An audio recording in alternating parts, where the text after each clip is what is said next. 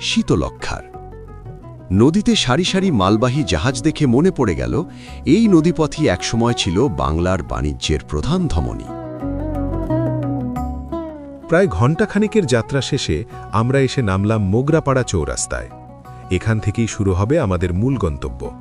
একটা জরুরি টিপস, পানাম নগরের ভেতরে ভালো খাবারের জায়গা খুব কম, তাই যাওয়ার আগে মোগরাপাড়া থেকেই খেয়ে নেওয়াটা বুদ্ধিমানের কাজ। মোগরাপাড়া থেকে মাত্র ২০ টাকা অটো ভাড়ায় আমরা রওনা হলাম।